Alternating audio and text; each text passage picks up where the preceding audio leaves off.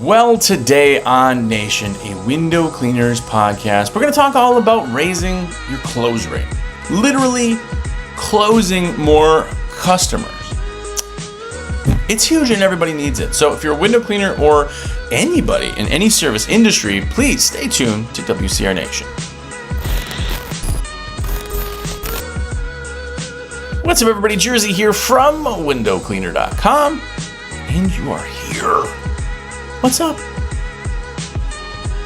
If it's your first time here, have a look around. If you don't know me, I'm actually from windowcleaner.com, the biggest supply house on the planet for window cleaning. Also Sorbo products, also Zero products, and also American Window Cleaner magazine.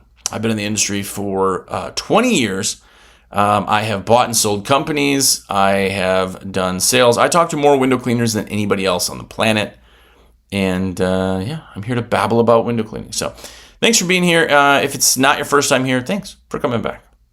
Changing the intro on you. Yeah. Anyway, today we're going to talk about the 5 tips to raising your close rate. Because a lot of times, people have every excuse in the books on why they're not closing. It's the economy, it's the whatever, it's the other guy, he's so much cheaper. And you've lost sight on the fact that your close sucks. And even if it doesn't suck, it could be better. Fair? Fair. Everybody's could be. I know guys that are averaging 90+%, and I know guys that are averaging 50%. They're both not fantastic. What? You're closing almost every... No, listen, we'll talk about it.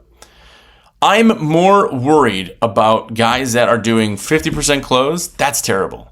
You are not explaining yourself. Your closing skills and sales skills suck and could be improved on. And you are absolutely wasting leads. You're wasting leads. Because here's the thing. If somebody calls you and you go, hey, Jersey's window cleaning, and you give them all this stuff, they're like, yeah, let me look around, and you didn't close them, they go find somebody else, they're probably going to be cool with those guys for a very long time. If they do decide to change, they're going to look back and be like, yeah, last time I tried to call them, I know I didn't go with them. I can't remember why, but I'll call somebody else. You lose the lead by not closing them. This is not like, well, not right now, but in 6 months they'll call me again. No, they will not. Most people will never call you again because you didn't get the job already, right? Think about how many customers you have that are just happy with you and stick with you. They're happy with other people too. You're not just the only company that makes people happy, right? You will lose leads in the future if you don't close them all. Think about that and how many people that is true with. And say you talk to everybody in your town at 50%. Obviously, that's a lot of people. But those are the 50 people you're never going to get. You're not going to get 50 other percent of them. Are not going to call you. They're going to call somebody else for the most part until they forget that they called you in the first place. So your close rate is insanely important. Now, this all goes back to cost of acquisition too. If you're doing marketing at all, that all goes into what are these people finding you? How are they finding you? How are they coming back? We talk about SEO. SEO is the most incredible thing you can do for your business. It is the biggest return on investment by far over everything else probably combined. When you look at your SEO, you go, okay, if somebody says, hey, I saw you on Google, it's your SEO. I just pulled up your website, I searched, that's SEO. But you're paying for SEO. And how many people are coming through those avenues? How many people are calling you from that? If somebody just randomly calls you, and how'd you hear of us? I just found your number online. That's SEO. SEO is why they're finding you online, right? But the big piece to this whole thing is that the amount of money that's spent on your SEO comes back to how much customers. That's why your SEO cost of investment or cost of acquisition is so low. You may spend, say, $750 a month, but you're getting tens of thousands of dollars in new customers. The cost of acquisition is super low. Now, if you close them and say you get X amount of work and you're only closing 50, 60% of them, you're paying still for the other ones that didn't close. If you could close 100% of them which we'll talk about why that's bad in a second. But if you close 100% of them, that cost of acquisition goes way down. Now, instead of $100 per person, meaning $100, it costs me $100 to get a new customer. That's ads and everything else, where if you're new to this, you go, no, I'm paying like 15 cents an impression. That's not a customer. We're talking about a customer that's in and closed. How much money did I spend? How many customers did they come in, right? In that scenario, if I can cut that in half, now it costs me less money for every customer. I can spend more, get more customers back. Cost of acquisition is so incredibly important. You can always change that. This is why we say don't do paid ads in the middle of winter. You do paid ads when you are the busiest, because I can get the most people in, and my cost of acquisition, how much it costs me to get a new customer, is so much lower. In January, I can spend $10,000 and I got 2 feet of snow. I get maybe 1 call. I got negative cost of acquisition, right? When it's spring, it's like, man, I don't even have to do anything barely. Any ad I put out there, people are calling on me. Yeah. We want to raise up the close rate. The first thing is confidence. 1,000%. The thing that people don't understand, and I'm not quite sure why they don't understand this part of it, but people are like, I got guys that work for me or whatever, and their close rate's, 80%. That's low. No, they're pretty good. Well, they're probably just not confident. Because here's the thing. I'm going to give you an example. I've done this before, but I want to it's me and you talking here, right? Close your eyes. If you're working or on a ladder, don't do that. But think about this. So we'd be at like $200, and that's we would clean the outside of and the inside. We'd do the inside and outside of those windows for you. Does that sound good? We didn't even talk about what I'm talking about in how many windows or anything, but you instantly in your brain, you're like, no, let me check around, right? If I come back to you, and I'm like, all right, perfect. So I counted up your windows, everything inside, outside, checks, sills, frames, the whole kit and caboodle. We're going to be at $200, and our first available appointment actually is on Tuesday. We're going to be right in the neighborhood, so it works out beautifully for us, probably between 8 and 9 in the morning. You followed me. You're with me. You're on the same boat. You're like, actually that would work fine for me, man. If you're in the area too, that's perfect. Right? The difference in the confidence. I didn't tell you anything different, but I explained everything to you in a way that now you're confident. Confidence translates confidence. I'm going to give you, because I love my analogies, and the more ludicrous the analogies, the better. I'm going to give you one. But the reason cults exist is because they're so confident. Yeah, if we wear, Nike shoes and drink purple Kool-Aid, the asteroid will take us, and it is beautiful. On the asteroid is going to take us back to our land that we've been looking for. And you're like, are you sure? Absolutely. This is happening, whether you like it or not. I'm just going to be on the right, you now are going to be like, all right, well, this guy's confident. I'm going to give you a funny story just that doesn't involve cults. But I have a place up in the mountains of Boone. I have a cabin up there, and it's awesome. It's beautiful. It's my favorite place on the planet, and so peaceful. And one day, I'm drinking my coffee, and I'm out on the front of mine. It was a nice, cooler morning, so I'm kind of walking around. My dogs are out doing their thing, and I'm standing there looking over the edge of the mountains and the trees, and all of a sudden, I hear this giant, rumble, crushing noise, and it echoes through the entire valley. I'm like, whoa, I think that was an earthquake. And my buddy who's got another place right up the hill, I text him, dude, did you hear that? He's like, heck yeah. I was like, I think it was an earthquake. He's like, no, it was a train. I was like, oh, okay. Fast forward to 2 days later, I get back into town, and they're talking about that there was an earthquake up in the mountains. It happens, it's fine. I was like, oh my gosh, you said it was a train. He's like, I didn't know. I was like, wait, there's not even trains up there. But he was so confident, it just literally was like, oh, okay, yeah, that's it, right? Confidence translates confidence, 1,000%. And it's not, when I go over these things, so we talk about the dentist close, And I have dozens and dozens, if not hundreds of people who are up well above 85, 90% close rates. I have tons of guys doing 100% close rate. Then I have guys that are doing like 20%, if that. And they're like, yeah, no, our customers just don't go for it. And here's something that I'm going to tell you that I've had now like 4 or 5 times. People say, you know what?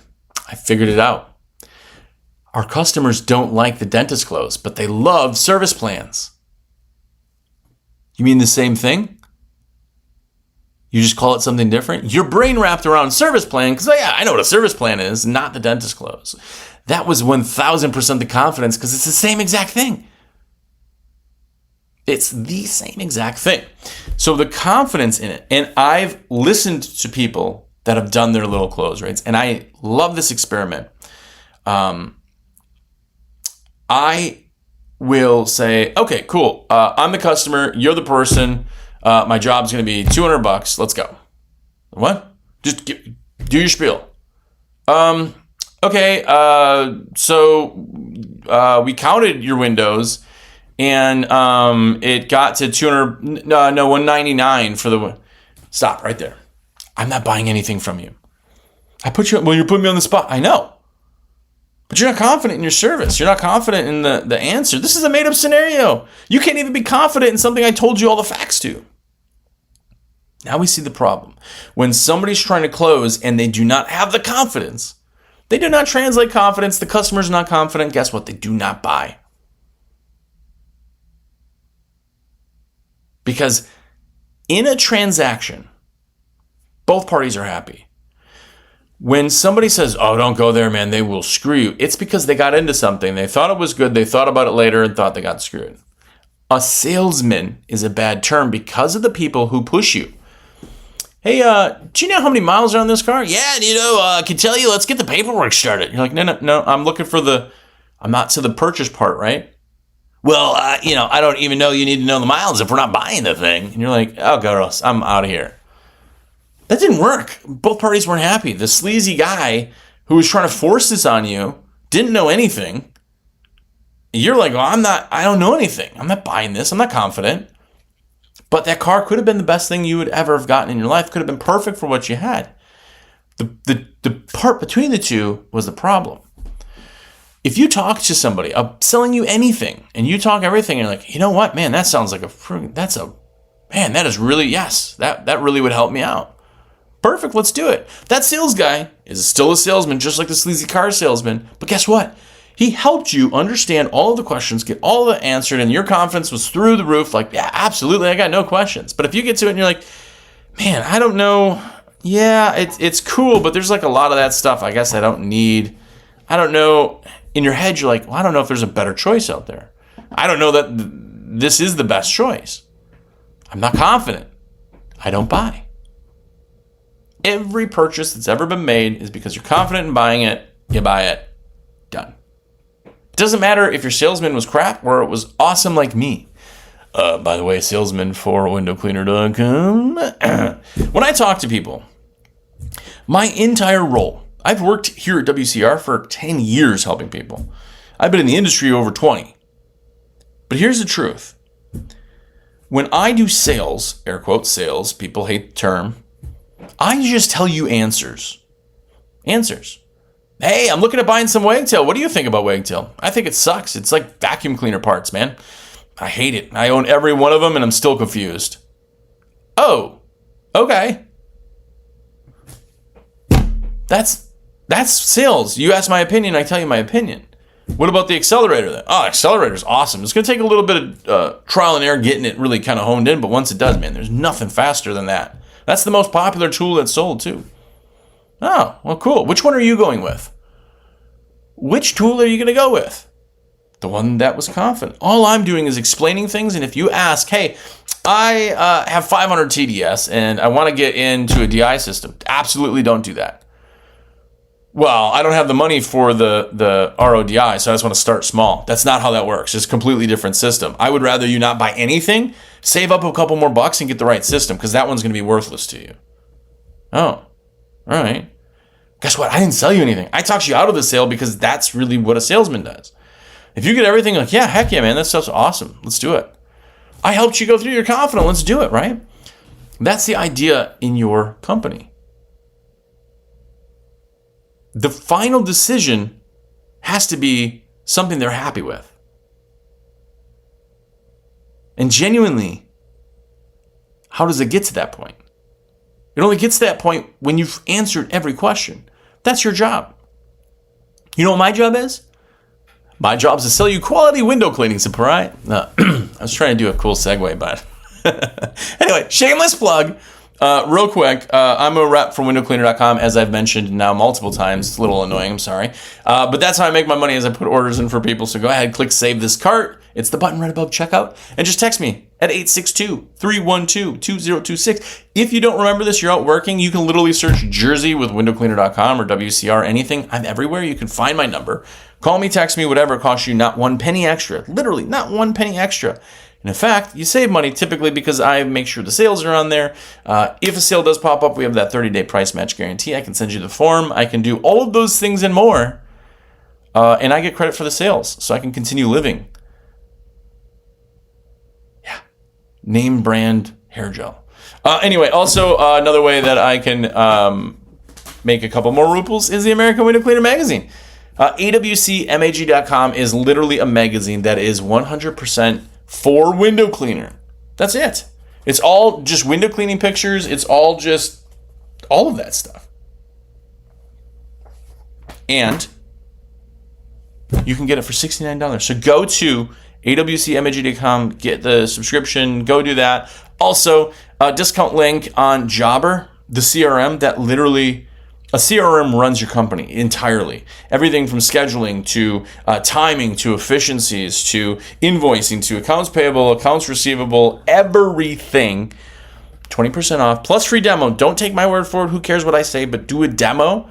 Ask some questions on it. They're super great there. Literally, giant CRM program, but it is so good now. This last version that came out is it literally does. It was mind blowing. Mind blowing. You get 20% off for 6 months and free demo, whatever. The links in comments. Also 15% off a print because you need it down in the comments too. Plus, I get credit for all that stuff in some little minor way. So yeah, let me exist. Thanks. High five. Anyway, every question has to be answered for somebody to feel confident, right? If I'm like, hey man, it's going to be $99 and we would be able to get out there on Tuesday. I'm not talking window cleaning. I just walked up to you on the street and said that. You'd be like, what is? No, man, I'm super confident. No, it's a Tuesday. You're like, wait, what? I got so many questions. Obviously, it's exaggerated again. But if somebody has questions that weren't answered, now, mind you, if you know who Grant Cardone is, I love Grant Cardone. I don't follow his stuff to the T because he has a different kind of hustle mindset thing that I'm not really, I like to understand why people say things. But when a customer's like, well, let me talk to my wife, they obviously didn't think that it was the best choice. They didn't think that it was the absolute best choice for their family. Their questions may not have been answered. Maybe they got to talk to the wife, like, what about this? What am I missing? One of the things that he said was a customer that he was talking with said, man, I got to think about it. I'll give you a call tomorrow and let you know. He goes, absolutely. I completely understand that. But let me say, I'm sorry. If you have to take time to think about it, I didn't answer all your questions. Are there any questions I didn't answer? What are you getting hung up on this decision? I know from everything that I know this is the best decision for you, but you don't know that yet. What questions or things are you just not quite there? I'd love to give you a little bit more information just so I know that you have all the information and all the questions answered. That, in a nutshell, is the truth. How you deliver that message is completely up to you. You don't have to do it Grant Cardone style. But if I said to you, hey, I had somebody bail, right? I need somebody to watch my Lamborghini. for the next 2 weeks. You can absolutely drive it, enjoy the heck out of it, but I need it washed once a week. And then I need you just to make sure that it's parked in your garage is all. But I need that. I'll pay you $1,000 a week, but is that something you'd be interested in? Every one of us is like, oh my gosh, yes. What? Yeah, heck yeah, I'll do that. If you said in your head, well, like, no, well, I got to know now, man, I'm leaving out of town. What's the problem? What are you hung up on? In that sense or that scenario, there's something that you're like, I don't know if I have the time commitment. I don't know if I'm going to be here that week. I don't know. There's something you're not confident on. There's questions there that aren't answered. You think taking more time is going to somehow answer the questions. In reality, I could answer them for you right now, right? So when we're looking at why the close rates are what they are, people always blame it on price because it's the biggest scapegoat. It's the other guys are cheaper. The other guys who? They didn't call anybody else. Well, they did call somebody else and they were cheaper. Cool. What was your value? Why were you were more expensive, but what do you offer they didn't? I don't know. Well, then the customer didn't know. All they had to do offer a price. I'm going to sell you something right now. You have to buy it. It's $1. It's $20 or it's $2,000. What would you buy? You're like, I don't know what it is. Probably $1. I have no idea. Then you go, well, I don't want the cheapest, so $20. I could part with $20, figure out what it is. If I said it's a brand new Lamborghini, completely paid, taxes are paid, you'd be like, oh my gosh, can I buy more than one at $2,000? Because now you know what it is, right? Until you know what it is, the value, the USP, they're not going to necessarily book, right? That's why people blame price. But there's so many other pieces to that. Because we talked about right in the beginning is like, even if I'm not confident and I don't give you my confidence, even if it was a great price, even if that house we talked about, everybody else is charging $1,000, I'm at $200, but I'm going, I guess we'd be maybe at $200. Would you be okay with? I'm not giving you confidence. You're like, I don't know why that's that cheap. Now all of a sudden you're on the other thing. The confidence is still there. Confidence will trump price. It is not price. It's not price. Do you know how many people? They're like, oh, dude, you do Jan's house. You've done her for years. She loves you guys. I need my house done. Cool, we'll get out there and get an estimate. I don't need an estimate. Just get it done. You guys are awesome. Pair it on with Jan's if you can. We're right up the street. They don't even need a price? Why? They're so confident. Their confidence came from the best friend who they trust. They instantly trust. They trust you. That's why referrals work so stinking well.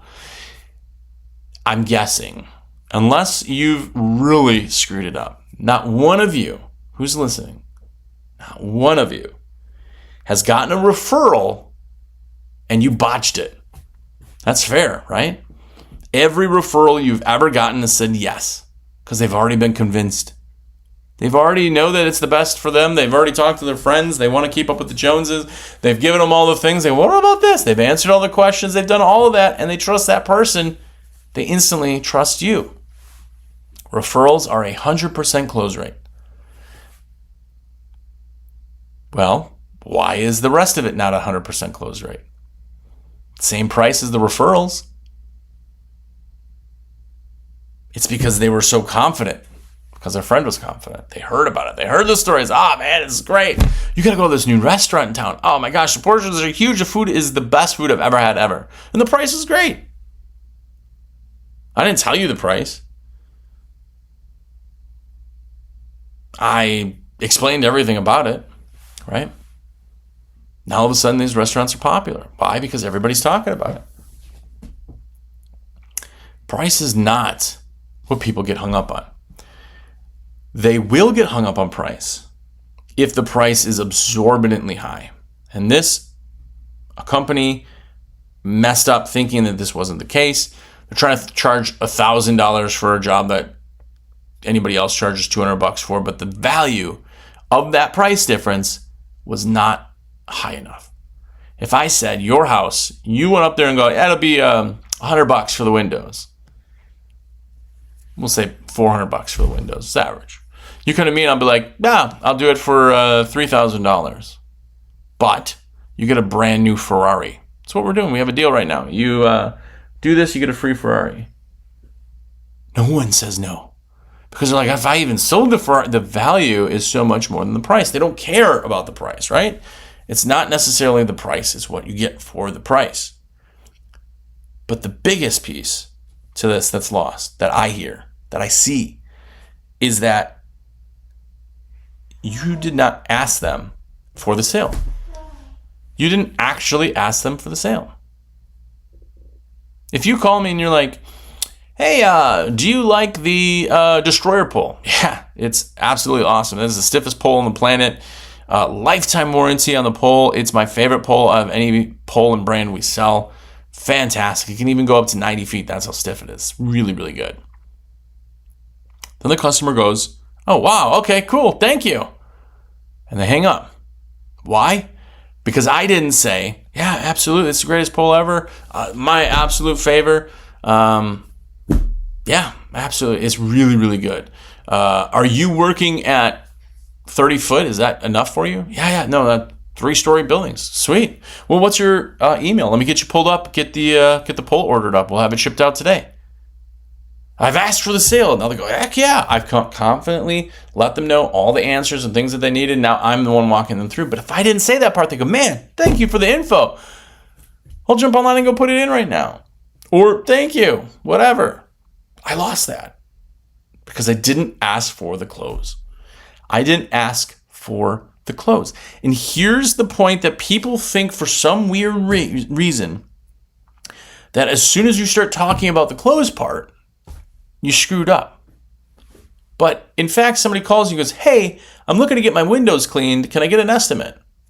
They want their windows cleaned. That's their question, right? So if we end this conversation and they have a scheduled appointment for their windows clean, that means they got everything they wanted plus it's booked. They're happy.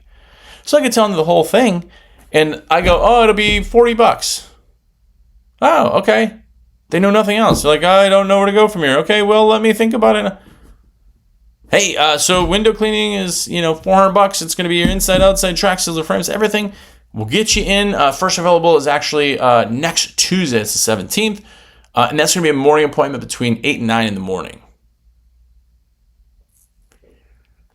They know everything. They go, man, yeah, Tuesday, actually, do you have anything in the afternoon? We do, actually. Wednesday, the next day, it'd be between 1 and 2.